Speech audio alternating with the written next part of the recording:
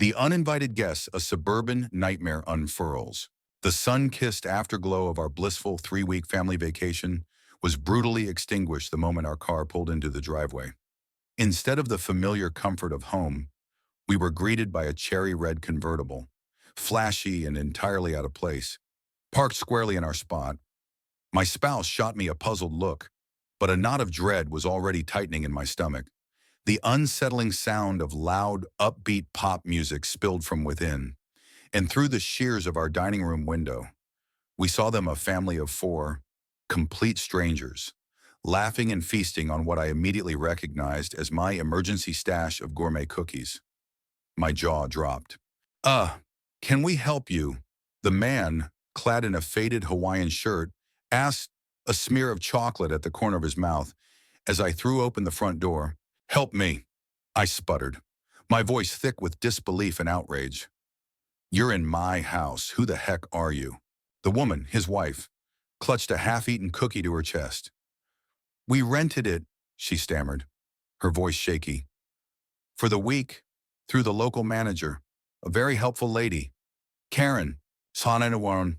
Karen." The name echoed in my mind like a discordant bell. Our HOA president, Karen, the one who once sent us a violation notice because our garden gnome was exhibiting undue whimsy. It couldn't be. But then the man showed me an email exchange, a brief, amateurish rental agreement for our address, detailing a week-long stay and a price that made my eyes water. Our home, marketed as a luxury suburban retreat, had been rented out by Property Management Services. A crude signature line with an email address I vaguely recognized from Karen's more aggressive HOA communications. My spouse was already on the phone with the police. Our sanctuary, our home, had been turned into an illicit Airbnb by the very person tasked with upholding community standards. The temporary tenants, the Hendersons, were as much victims as we were, though completely unwitting. They'd paid a hefty cash deposit directly to Karen. They had no idea the property manager was a fraud, and the legitimate owners were about to walk in.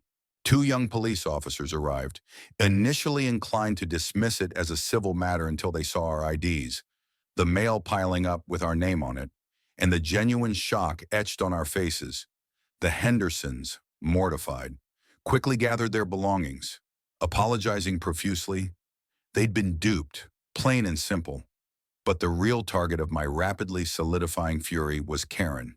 How dare she, and what else was she capable of? As an architect, I'm used to dealing with complex regulations and occasionally difficult personalities. But this was a new level of unhinged. This wasn't just a violation of bylaws. It was a violation of our home, our privacy, our peace of mind. I was already formulating a plan. Karen had no idea who she had just messed with.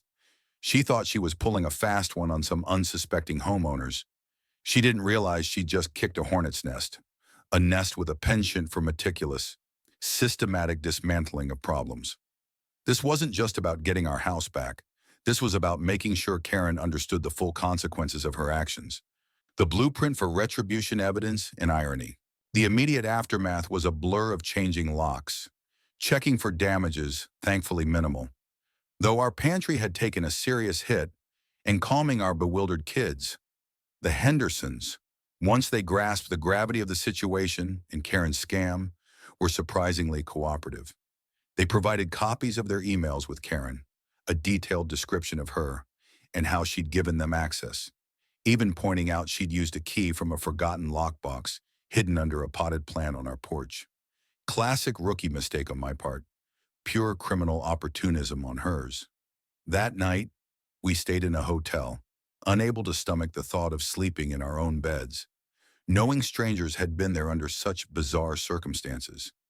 My mind, however, was racing, piecing together the puzzle of Karen's sheer, unmitigated gall. She must have seen us packing the car, known we were going for an extended period, and decided to turn our home into her personal cash cow. The audacity was breathtaking.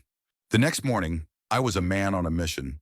My architectural training emphasizes precision, evidence, and understanding systems. I decided to approach this like one of my more complex projects to find the problem, gather all relevant data, analyze weaknesses, and then execute a flawless solution. The first order of business was hard evidence. We had security cameras covering the front door and driveway. I retrieved the SD cards, my heart pounding with a mixture of dread and anticipation. And there it was, clear as day. Karen, unmistakable in her brightly colored, slightly too tight power suit and signature oversized sunglasses, confidently striding up our walkway. The footage showed her fumbling with the spare key lockbox, letting the Hendersons in, even giving them a little tour of our porch, pointing things out like she owned the place. The timestamp correlated perfectly with the Hendersons' arrival. This was the smoking gun for her direct involvement in the unauthorized access and illegal rental. I saved multiple copies, uploaded them to secure cloud storage, and felt a grim sense of satisfaction. This wasn't just an accusation anymore. It was a documented fact. My next step was to understand the full scope of Karen's operation. Was this a one-off, or was she running some sort of clandestine neighborhood rental empire? I spoke to a few trusted neighbors. Old Mrs. Henderson from across the street, a sweet lady who spent most of her days tending her prize-winning roses, mentioned seeing Karen around our house a bit more than usual while we were away. I thought she was just being extra diligent. Dear, she'd said, but she did seem awfully pleased with herself. Another neighbor, Mark, a fellow professional who'd had his own run-ins with Karen over the height of his fence, was less surprised. That woman, he'd muttered, shaking his head. She runs this HOA like it's her personal fiefdom. Wouldn't put anything past her, especially if there's a buck in it. His words resonated. Karen's demeanor had always been one of supreme self-importance. Her car, a late-model luxury SUV that seemed a bit rich for someone on a volunteer HOA president's, well, lack of stipend. Where was her money coming from? This line of thought led me to a rather intriguing idea. As part of my long-term investment strategy, I, through a very discreetly managed LLC, owned several rental properties scattered across various neighborhoods, including a few in our own. It was a side venture, something I enjoyed, managing assets and ensuring good quality housing for tenants. I'd always kept it separate from my personal life. Most people, including my neighbors, had no idea about this aspect of my financial portfolio. A thought, wild and improbable, began to form. What if Karen or members of her board were tenants in one of my properties? The irony would be almost too perfect. I'm not usually one for dramatic coincidences, but the universe has a funny way of setting the stage sometimes. I made a mental note. As soon as I was back in my office, I'd pull up the records for my LLC's holdings in our zip code. The thought of Karen unknowingly paying rent to the very person whose home she just brazenly turned into an illegal hotel brought the first genuine smile to my face since this whole ordeal began. It was a long shot, but if it panned out, well, that would change the entire calculus of my response. My anger was slowly morphing into a cold, clear determination. Karen had picked a fight with the wrong homeowner. She was about to find out that I didn't just design buildings, I could also deconstruct her little empire brick by fraudulent brick. The investigation was just getting started, and I had a feeling the foundations of Karen's reign were about to experience some serious structural integrity issues. The trap is set a masterpiece of legal subtlety. The first thing Monday morning, I was on the phone with my lawyer, a sharp, no-nonsense woman named Sarah, who had handled all my LLC's real estate transactions. I laid out the entire sordid tale: the vacation, the illegal tenants, Karen's starring role in the security footage, the Hendersons' testimony. Sarah listened patiently, her occasional mms punctuated by the faint clicking of her keyboard. Okay, she said when I'd finished. Trespassing, fraud, unjust enrichment. We've got a veritable buffet of charges here. The footage is gold. We'll draft a cease and desist for her property management services that'll singe your eyebrows, and then we'll talk damages. But before she could continue, I interjected. Sarah, there's something else. A bit of a long shot, but I need you to check the tenant rolls for all properties held by Willow Creek Holdings, LLC in our zip code. Specifically, I'm looking for a Karen Miller and maybe a few of her known associates on the HOA board, like a Tom Wilson or a Brenda Jenkins." Sarah paused. "You think she's one of your tenants?" she asked, a note of intrigue in her voice. "It's a hunch," I replied. "But if it's true, it adds a rather delightful layer to this whole mess." I spent the next hour at my desk reviewing my LLC's portfolio myself, while Sarah did her own cross-referencing. My heart hammered against my ribs. It was almost too good to be true, too much of a pro-revenge trope to happen in real life. And then I saw it. Karen Miller, tenant at 128 Alia Lane, 3 streets over from my own. The lease was current, signed 18 months ago for a nice 3-bedroom rancher that Willow Creek Holdings had acquired as part of a larger portfolio. My breath hitched. Not only Karen, but a quick cross-reference of the HOA board members list, helpfully available on the community website against my tenant database, revealed that Tom Wilson, the HOA treasurer and Karen's most vocal supporter, was renting 45 Rosewood Court, and Brenda Jenkins, the secretary, notorious for her nitpicky minutes and Karen's staunchest defender, was at 210 Oakview Drive, all 3 of them tenants of mine. Unbeknownst to them, their landlord was the very person Karen had just so spectacularly wronged. A slow, wolfish grin spread across my face. This wasn't just a long shot, it was a slam dunk. The universe hadn't just set the stage, it had handed me the entire script, a director's chair, and a megaphone. The upcoming HOA monthly meeting was scheduled for Wednesday evening. Perfect. I told Sarah the news, and I could almost hear her smile through the phone. Well, she said. This complicates things for her in the most delicious way. "So, what's the plan?" "Maestro." The plan was simple yet devastating. We would let Karen walk right into the trap. I would attend the HOA meeting not as a victim, but as a homeowner with a serious grievance. I would present my evidence regarding the illegal rental of my home. I would watch her lie, deflect, and attempt to bulldoze her way through it, as was her style. And then, when she was at her most arrogant, her most dismissive, I would play my trump card, or rather, Sarah, who I'd asked to accompany me as my legal counsel, would. The next 2 days were spent in meticulous preparation. I compiled a dossier, large stills from the security footage, printed copies of the Hendersons' emails, and their sworn affidavit, which Sarah helped them draft, as they were eager to see Karen face consequences for duping them. 2. A detailed estimate of costs incurred: new locks, hotel stay, professional cleaning to remove the lingering scent of cheap air freshener, and betrayal. I also had Sarah draft carefully worded letters to Ms. Miller, Mr. Wilson, and Ms. Jenkins. These weren't eviction notices, not yet. They were far more subtle formal notifications of upcoming property inspections by the landlord, perfectly legal under their lease agreements with a 24-hour notice, citing routine maintenance checks and ensuring adherence to community standards as stipulated in the lease agreement. The timing was no coincidence.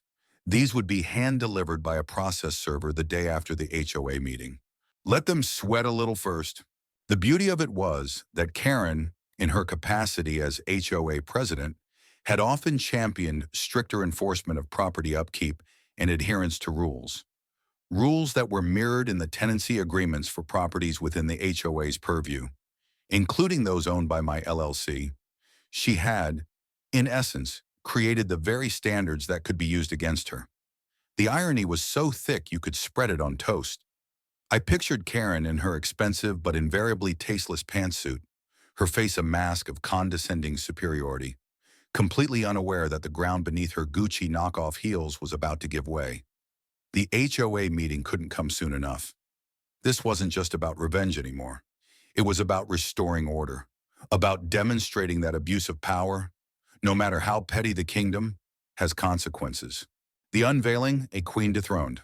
Wednesday evening arrived, cloaked in the sticky humidity of late summer. The community clubhouse, where HOA meetings were held, buzzed with the usual mix of disgruntled residents, a few apathetic onlookers, and Karen's core group of enablers on the board. Karen herself was in fine form, presiding from the head of a long folding table like a queen holding court. She wore a particularly garish leopard print blouse, her lips pursed in that familiar expression of strained patience, as if dealing with us mere mortals was a heavy burden. My spouse and I took seats in the front row, Sarah beside me, calm and composed, her briefcase resting on her lap. Karen's eyes flickered over me, a brief, almost imperceptible tightening around her mouth, before she moved on, launching into the meeting agenda with her usual brisk, self-important tone. We sat through tedious discussions about budget allocations for pet waste stations and the perennial debate over holiday decoration timelines. My pulse thrummed a steady, controlled rhythm. Patience. Finally, Karen announced new business. Any new business? This was my cue. I stood up. Yes, Karen, I have some new business. A murmur went through the small crowd. I rarely spoke at these meetings. Karen's smile didn't quite reach her eyes. Ah, Mr. Johnson, she said. And what pressing matter do you bring before the board today? Her tone was laced with that particular brand of condescension she reserved for anyone who dared question her authority. It concerns the rather unusual, and I must say, highly illegal rental of my private residence while my family and I were on vacation for the past 3 weeks, I stated, my voice clear and firm, echoing slightly in the suddenly silent room. Karen blinked. A flicker of something surprise, annoyance crossed her face, but she recovered quickly. Rental, Mr. Johnson. I'm sure there's some misunderstanding. The HOA doesn't involve itself in private rental agreements, unless, of course, they violate community covenants, which I trust yours did not. She gave a tight, knowing little smile, as if she'd already outmaneuvered me. Oh, there's no misunderstanding. Karen, I replied, my gaze unwavering. And it most certainly violated several laws, not to mention every conceivable community covenant of decency and trust. I then proceeded to lay out the entire story calmly and methodically. I described finding the Hendersons in our home. I mentioned their belief that they had rented it from a local property manager named Karen. At the mention of her name in this context, Karen scoffed. This is outrageous. Are you accusing me of something? Mr. Johnson, I am the president of this homeowners association. I uphold the rules. I don't break them. Her voice rose, indignant.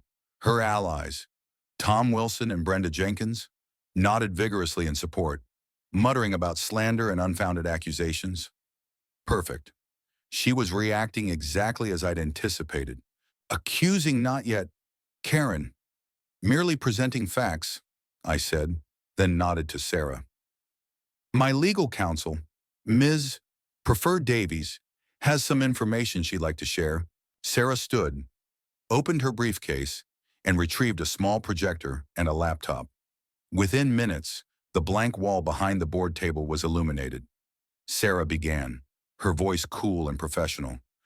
What you are about to see is security footage from Mr. Johnson's property, time-stamped during the period he and his family were away. The room was utterly silent as the footage played Karen, clearly identifiable. Letting the Hendersons into my house, Karen, waving goodbye to them from my porch. Gasps rippled through the audience. Karen's face had gone an alarming shade of pale, her leopard print suddenly looking less power print and more sickly. This footage it's doctored, she sputtered, her voice cracking. It's a deep fake. This is a malicious attack. Yeah, anyone could fake that, Tom Wilson chimed in. We also have sworn affidavits from Mr. and Mrs. Henderson. Sarah continued smoothly, unfazed, holding up a sheaf of papers detailing their interactions with you, Karen, including descriptions of cash payments made directly to her for the rental of my home. We have copies of the emails you exchanged with them from an address frequently used for HOA business, albeit under the guise of property management services. The color drained completely from Tom's and Brenda's faces as well now. They looked at Karen, then at me, then back at Karen, a dawning horror in their eyes. The other board members were shifting uncomfortably.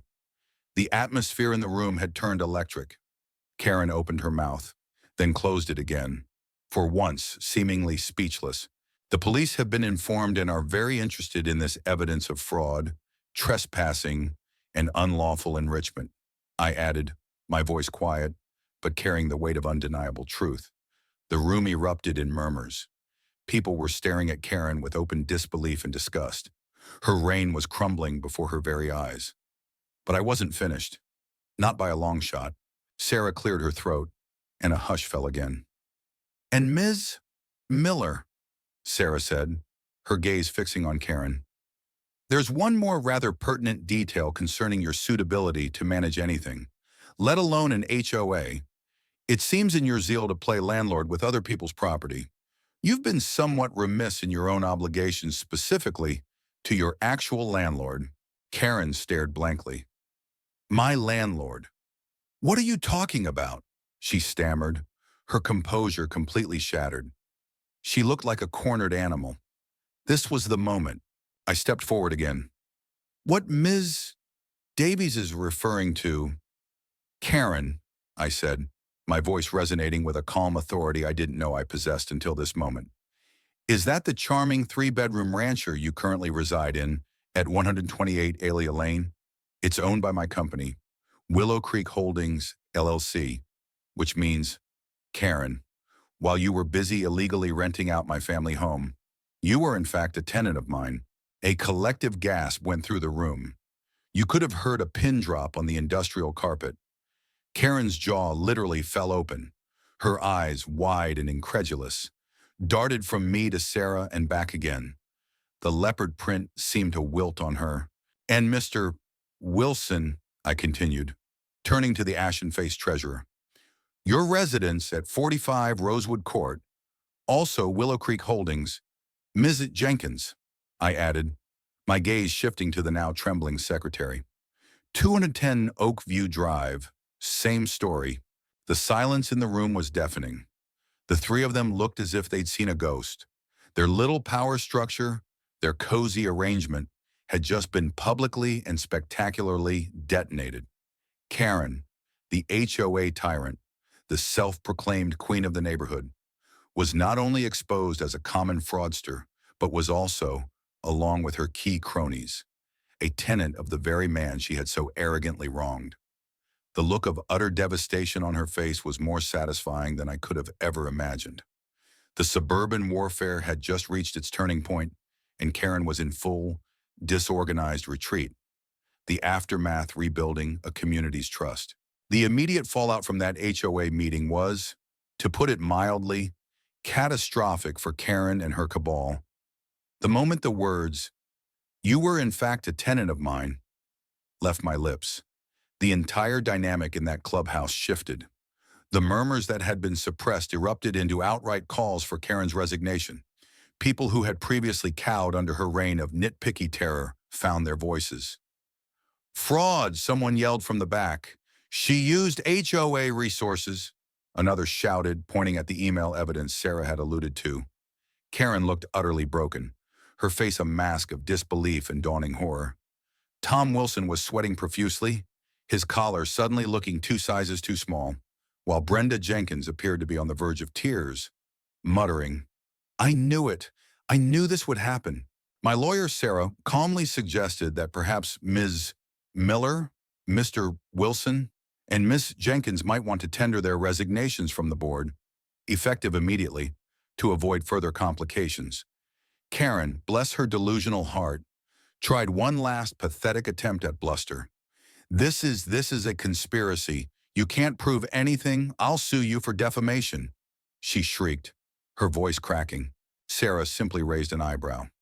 "Ms. Miller, we have video evidence, sworn affidavits, financial transaction queries pending, and now the rather awkward situation of your tenancy. I'd advise you to consult with your own legal counsel before making any further statements. As for your position on the board, I believe the community has made its feelings quite clear. Indeed, several larger, angrier homeowners were starting to advance towards the board table, their expressions grim. The remaining two board members, who were not my tenants and had always seemed more like reluctant followers than true believers in Karen's regime, quickly distanced themselves, calling for an immediate vote of no confidence. It passed unanimously, with even Karen's cronies too stunned and scared to object. Within 15 minutes of my revelation, Karen was no longer HOA president. Tom and Brenda resigned their posts in disgrace shortly thereafter. The kingdom had crumbled. The next morning, as promised, a very professional process server delivered the formal notices of upcoming property inspections to Karen, Tom, and Brenda. I can only imagine their dread as they received those official-looking envelopes. The police, now armed with my comprehensive evidence package, had opened a formal investigation into Karen's fraudulent rental scheme. Detectives interviewed me, my spouse, and the Hendersons, who were remarkably cooperative, eager to see justice done. The wheels of actual justice, as opposed to HOA justice, were slowly but surely beginning to turn. For Karen, things went from bad to worse. The eviction notices weren't far behind. My LLC, Willow Creek Holdings, had perfectly legitimate grounds. For Karen, it was a straightforward end-of-lease term, non-renewal. Her lease was fortuitously up in 60 days anyway. For Tom Wilson, we found several documented violations of his lease agreement regarding unauthorized alterations to the property, a poorly constructed deck he'd built without permission, which Karen, as HOA president, had conveniently ignored. Brenda Jenkins had a history of late rent payments, meticulously documented by my property manager. These weren't retaliatory evictions in the legal sense. These were contractual enforcements that I now had a very strong personal and professional motivation to pursue with vigor. They had, through their own actions and their association with Karen's illegal activities, demonstrated themselves to be undesirable tenants. The delicious irony was that Karen had often wielded the HOA covenants and rules like a weapon to intimidate residents.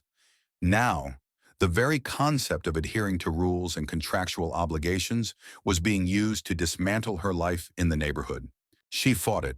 Of course, there were tearful phone calls to my LLC's property management office, which of course routed them to Sarah, vague threats, even a cringe-worthy attempt at an apology delivered to my doorstep via a wilted bouquet of supermarket flowers, which I politely declined.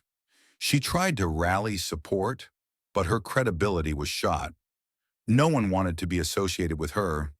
The eviction processes moved forward legally and methodically. It took a couple of months, the law being what it is, but eventually Karen Miller, Tom Wilson, and Brenda Jenkins were all legally compelled to vacate the properties owned by my LLC.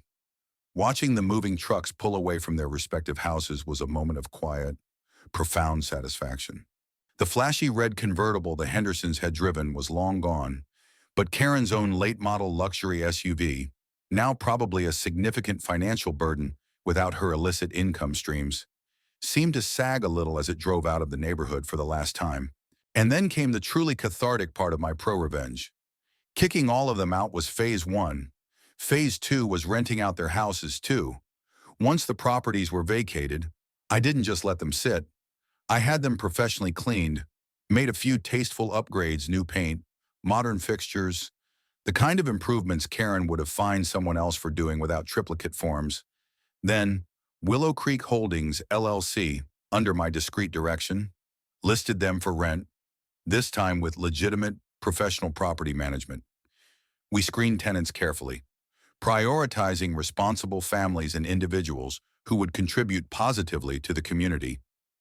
Within a month, all 3 houses had new occupants.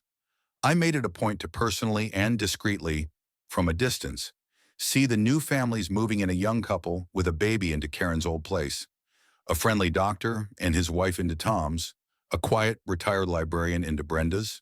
The sight of new, happy life filling those spaces, replacing the toxicity and entitlement that had resided there before, was the ultimate victory.